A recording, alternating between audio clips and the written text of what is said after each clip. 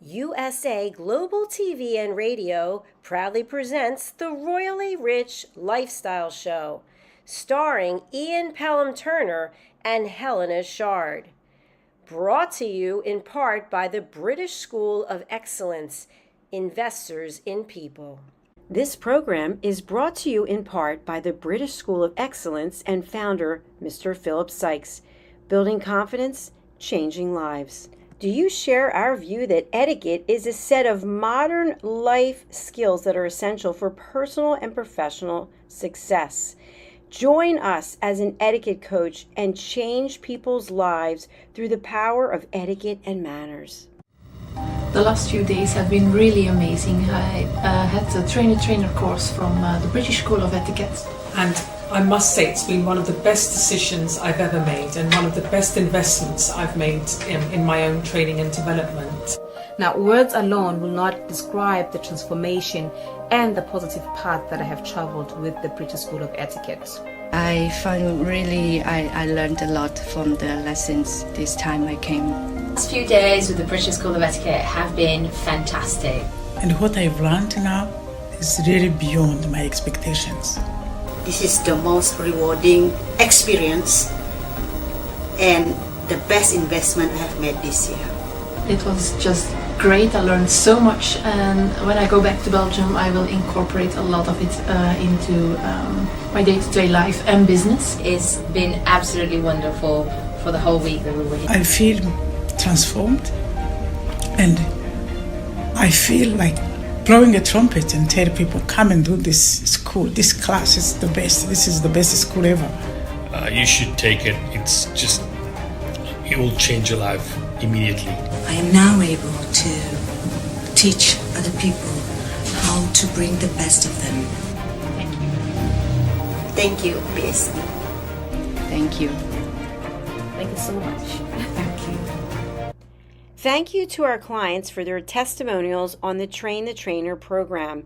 Our exponential and global growth is so significant that we've evolved from the British School of Etiquette to the British School of Excellence, where we're investors in people. Let us invest in you and your career. Contact us to become an etiquette coach. Go to thebritishschoolofexcellence.com. Start your career and elevate your success today.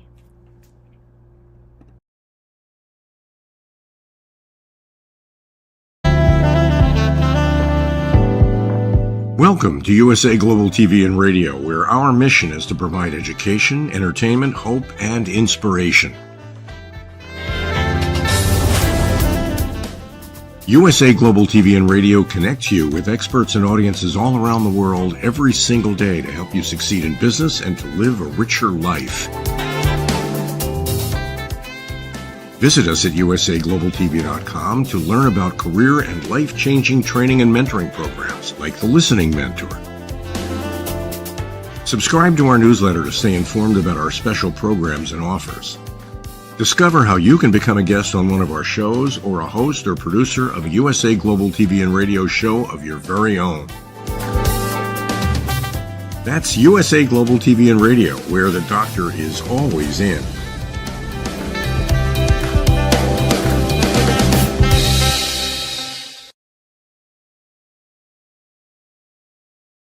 Hello and welcome to another Royally Rich Lifestyle Show with me, Ian Pelham Turner.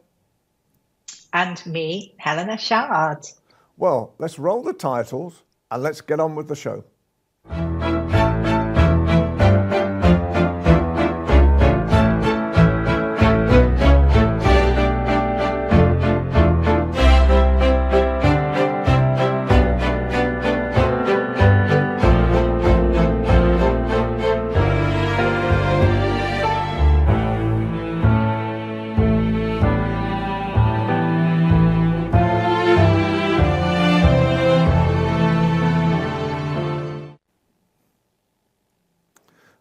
Well, Helena's got some great royal news stories again today, and we'll start off, I think, Helena, with Prince William. What has Prince William been up to? So I'm going to begin with, it's quite exciting, Ian. So we have a documentary that's airing, I think, this evening. And so looking forward to that. And that's We Can End Homelessness. And it's covering Prince William's first year of his new campaign. Well, it's not new campaign because it's been, obviously he's been doing it for 1 year already, and there's another 4 years, and it's to eradicate homelessness. Also an interesting one, has Prince William handed Prince Harry an olive branch as well. So this is great, and I think it's going to be really good fun. Airs tonight and also tomorrow evening on ITV1, and I think it's following on Princess Diana's legacy. And as we said, he wants to eradicate homelessness. He wants to make it rare, brief, and unrepeated. And I think the lovely thing about this is we'll hear how he speaks to his children on the school run. He talks about homelessness, just like his mother did, to them. And he's obviously trying to talk to them about tackling the issue. And he was saying how when he speaks to, I think it's George and Charlotte, the oldest ones, actually, they were stunned into silence. And he was saying, you're small enough to understand and be curious.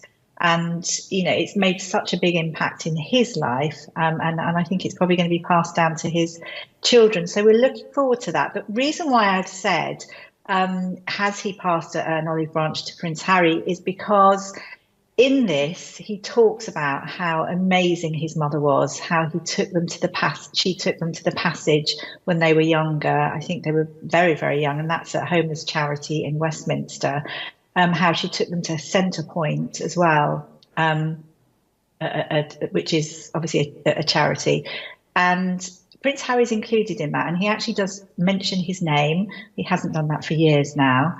I personally am not sure whether this is an olive branch. I think it's part and parcel of the dialect, because obviously they were together, weren't they? And this happened when they were younger. And they're both in the photographs. Yeah. I mean, for me, and obviously for you, it's lovely to see the photographs of them as well with their mother. It's an interesting one. Okay, I thought when I first read this first part of the script, I thought there was going to be some emphasis on perhaps Harry being homeless. We've been talking a lot about how they may be moving from America to Portugal at the same time. But obviously we've got friends who work on Homeward, which is the name of the charity that William has been working on at the moment as well. And I know he's very, very passionate about this whole thing, and that they're hoping to set up, I think, 5 Homeward centres around England, I think, at the moment, over the next year or so, and trying to raise several £1 million in order to do that. They are, absolutely. I mean, there are 6, I think, places that have been targeted. I think the great thing is I think Prince William is perfect for this. I know obviously politically he can't get too involved, but again, just like his father, he wants to leave a legacy and wants to do his best. And obviously they both have this little black book with so many different people that can help and put their hands in their pockets. So I just think it's great, and I love the passion. I think it's just so important. So look forward to watching that. As we know, it's a 5-year scheme. This is just the first year. So I think it's a great thing. We absolutely need it. And just to say, there's something like 350,000 people in Britain that lack a permanent home. So this is a really, really major topic. So good for Prince William. Hurrah. Absolutely. So Charles. Yeah, so I mean, obviously that he has he's been doing some major travel recently, which I have enjoyed watching, as I'm sure everyone has. There's his holiday snap here as well on the screen, so it's quite good. Isn't that a good? That's a great picture, isn't it? I think that's the iconic shot. What's the betting that's going to be the Christmas card this year? Could well be. It looks incredibly. Look how tanned and well they look. I mean, good for him. I just think he looks amazing. The exciting thing about this is that obviously he's been to Samoa, and I'd love to go to Samoa. The Samoan people seem absolutely wonderful. They gave Charles and Camilla such a warm welcome, and he's said how it's been an absolute major tonic for him. He's come back feeling incredibly invigorated, and full of energy. And I think the idea now is that he's made a decision. I mean, obviously Charles is 75, isn't he? Obviously, and also going through cancer treatment, that he is going to still do future royal tours, health permitting, should I say. So that's something. So next year there's 2 tours which I think are going to be arranged. They're not too sure where yet. Which is great news because everyone's talking about, I mean, only yesterday I was filming with NBC, I know you have as well, Ian, and they were talking about, what's happening to Charles, is he okay? And, it's a big topic. So to hear that he is well enough, he realises actually that long haul travel gives him a boost.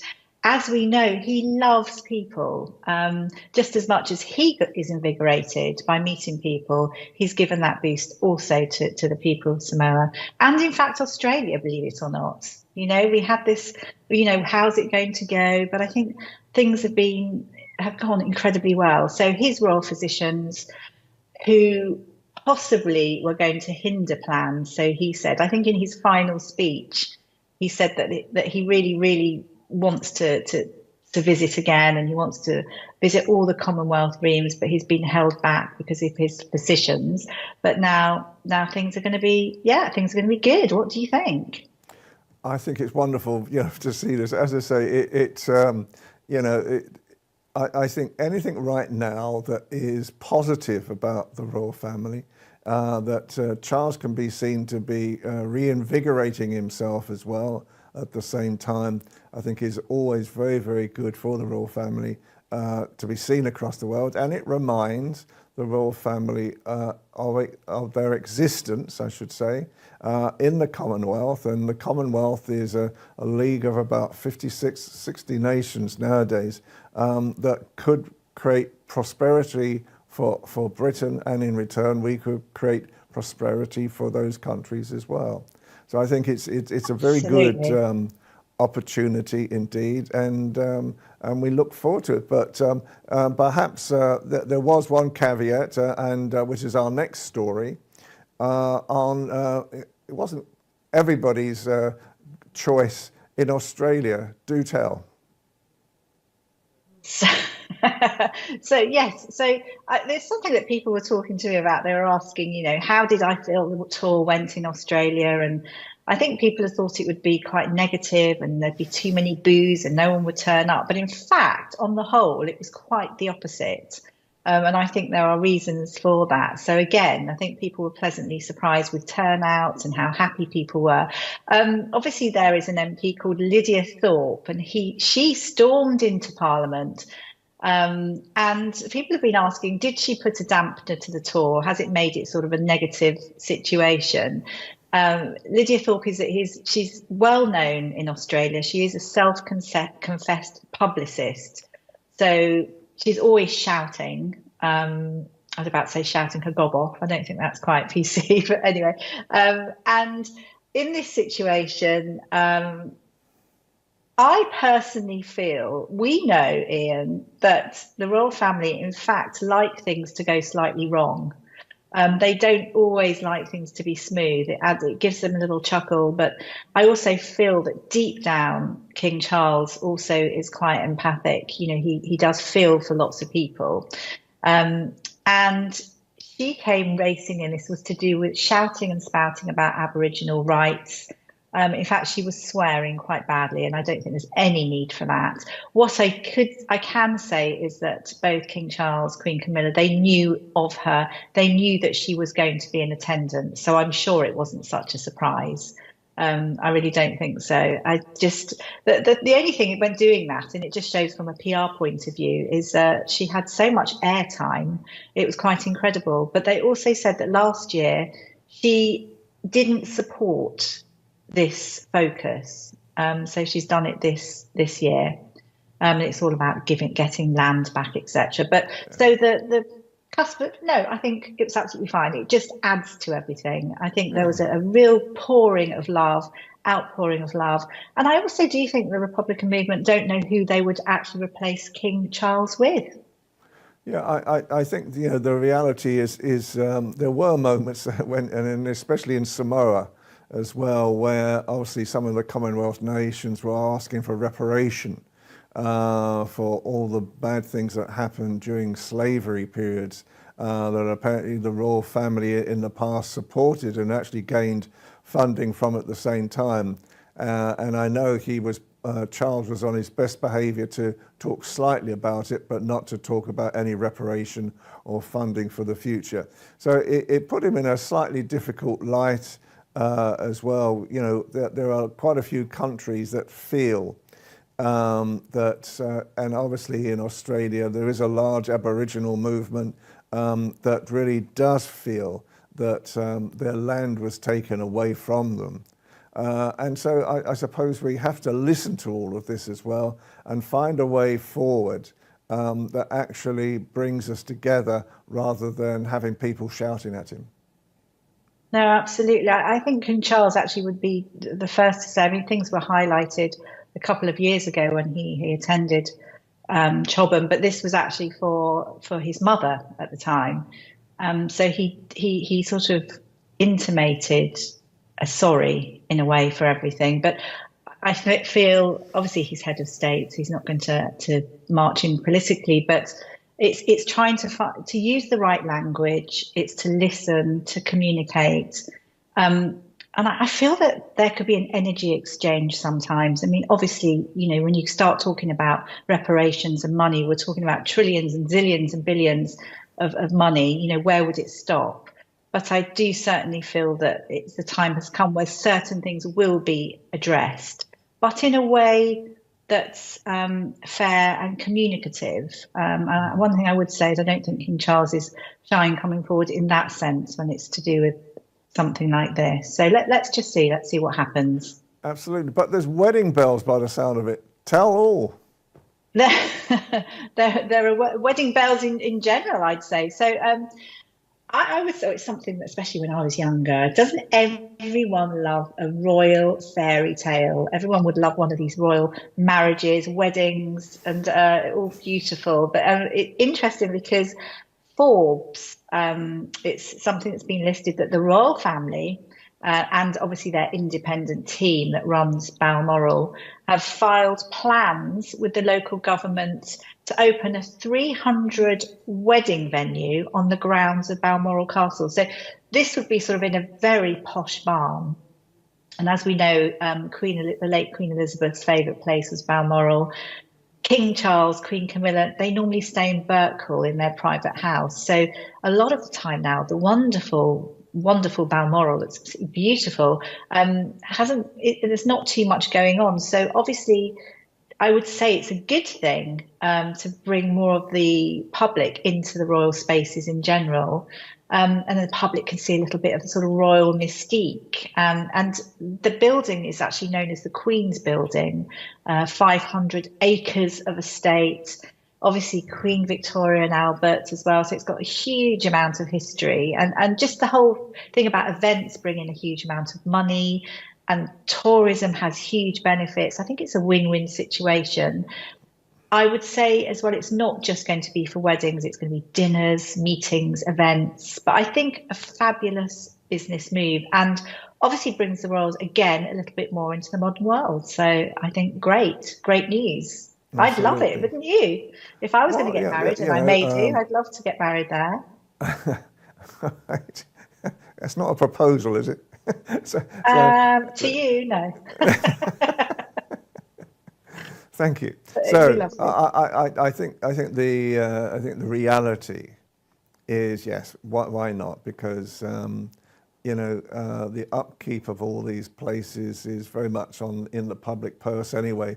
So creating a commercial arm to Balmoral is or something. I know he's very proud of Balmoral anyway. And if I remember, it serves me correctly, that they're doing these quite expensive but quite luxurious afternoon teas as well, aren't they? They are doing those. And in fact, also you can actually see a couple of the rooms and have I think a 3-course menu cooked by the chef as well at Balmoral. So there are some wonderful things now that you can buy into if you've got the money. And I think it's exciting. I love that little bit of history. And goodness me, we're so lucky here, I think, in Great Britain to have have years and years of history. So yeah, I think it's a great one. And finally, King Charles's equerry. What is the sad news? So the sad news here is, so King Charles Equerry, this is Colonel Johnny Thompson. He is incredibly good looking, I have to say, and he's often dubbed Major Eye Candy. That's what they call him, rather than Major Johnny Thompson. And he is getting married. So following on, now whether he'll be getting married at Balmoral in this new establishment, who knows? But he has announced that he's getting married to his high society girlfriend. There's going to be lots of people that are very sad that obviously had been following him.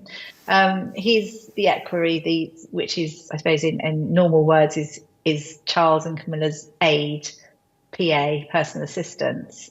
No, it's great news. It's really great news. And we've seen him for years now, and we used to see him also with the late Queen Elizabeth. He was actually forced to move to a sort of less public-facing role earlier in the year, just because he didn't like the attention that he received. People, always chasing him and whooping him and wanting pictures with him. And so he still remains the equerry to the King and Queen.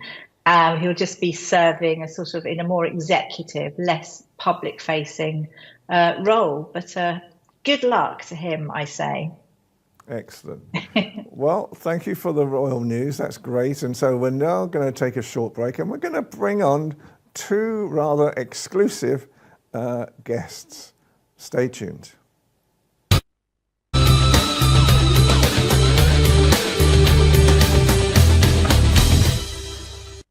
Okay, so welcome back. So now we've got our two very, very special guests today. We've got Busha and Riga.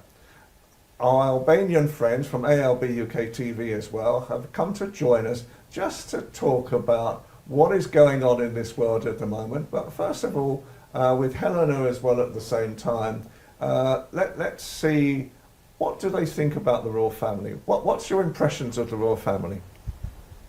I think I'm gonna leave your young guest, because she, Riga, who is a student, was born in Britain. I think I would like to hear myself as well. What do you think about royal family? Well, I think the royal family is a key part of our British culture. I mean, it does get tourists here. Do you think young people of your age group really feel that we need to have a royal family still? No, I don't think they do. I think it's more costly in the sense that all of the tax is basically going to the royal family, and we do receive some sort of gratification in the sense that we have tourists coming here that come for the royal family, but in terms of my generation, I don't really think we need them. And what about your generation, young lady? How do Albanians think about the royal family? I would say that we like to see it. We like to see, because there is, talking about Albanians, we have a royal family as well. I do, and so I've introduced King Lek as well. Yeah. Right, so we associate with that. I mean, there is no comparison with the way, the royal family in Britain activates and they live, and they have the lifestyle and the responsibilities for British people. But personally, I can talk personally, I like royal family, but I think that they are more open nowadays, and you can see the real structure they have, and you can see real them. So Absolutely. We sort of associate with the problems with the family, culture and everything. Absolutely. Now, Helena, we agree with that. What's your question, Helena? My question? Oh my goodness. So, I mean, obviously,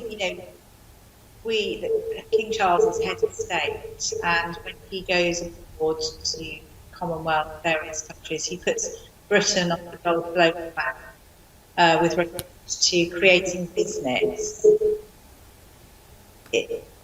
Obviously, that's seen as a complete plus, I can imagine. So I can see myself. Okay, we're not hearing you too well, Helena, but I think the main part of the question was, the Commonwealth today. Riga, do you feel nowadays, do you think that Britain still embraces countries from across the world, or do you think that we've become too really constricted within our own country? And you know, because if you look at a lot of other countries, America, for example, if it goes the way of Trump, will become a lot more isolated as well at the same time. How do young people think? Well, I think Britain does embrace other cultures. I mean, especially here in London, I think we sort of thrive in diversity. And yeah, I think compared to other countries, I think we are patriotic, but then we also embrace other cultures. My opinion would be thinking, since the Brexit, I think we have been isolated. Absolutely. And if you travel around the world, they kind of go, we are known as, oh, you've gone out of Europe.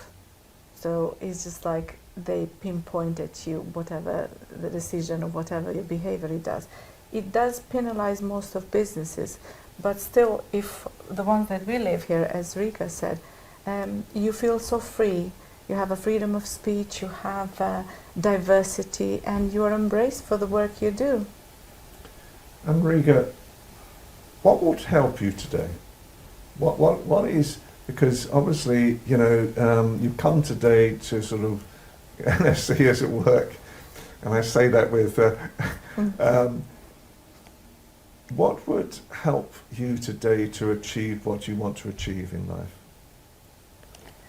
I mean, I think just like changing your mindset and your view on life, and I think sort of just understanding what it is that you really want and how you are going to achieve that, whether that be through learning from other people. I mean, just being here, I've like learnt a lot from the way that you guys do TV hosts and the way other people host, and I think you have a really sort of like home and charismatic atmosphere compared to like other places. So I think that just being able to like learn and sort of refine my own skills, I think that will help me achieve my goals.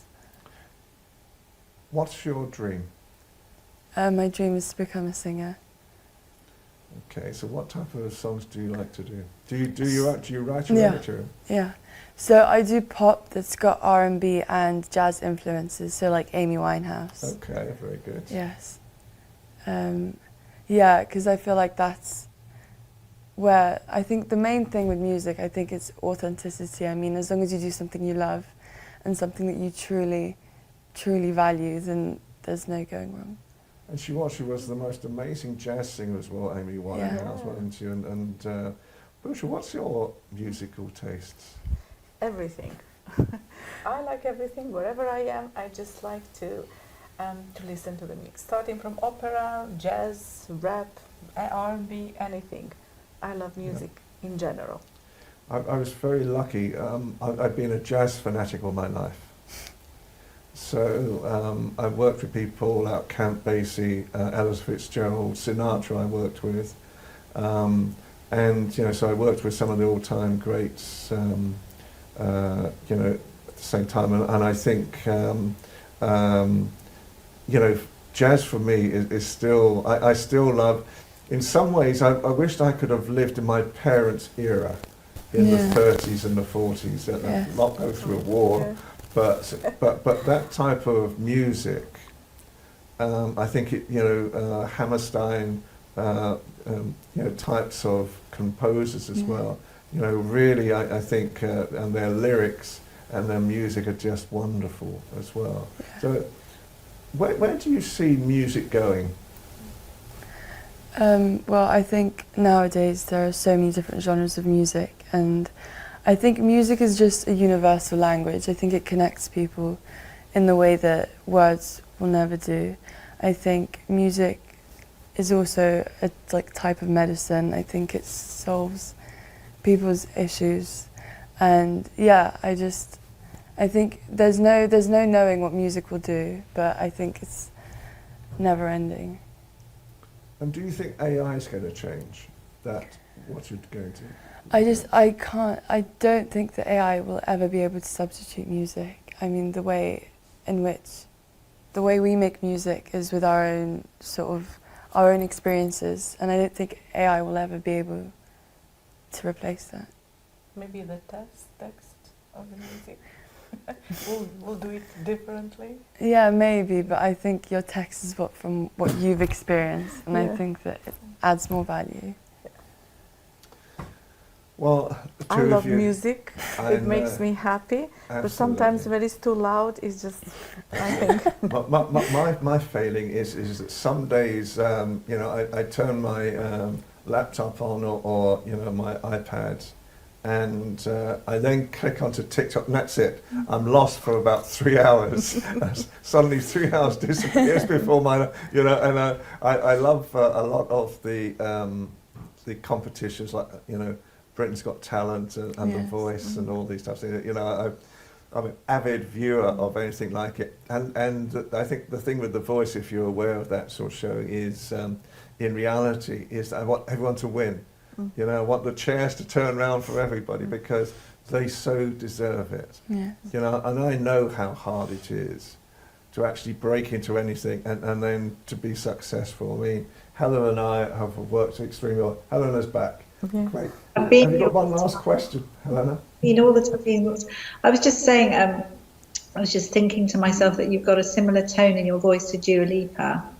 That's when I was hearing you talk. I haven't heard you saying, but I mean, I could just something similar there that I can see. I bet you're a great singer. I wish that you could just stand up and sing for us. Well, we will do something, so we won't ask you right now. Thank you. Sorry.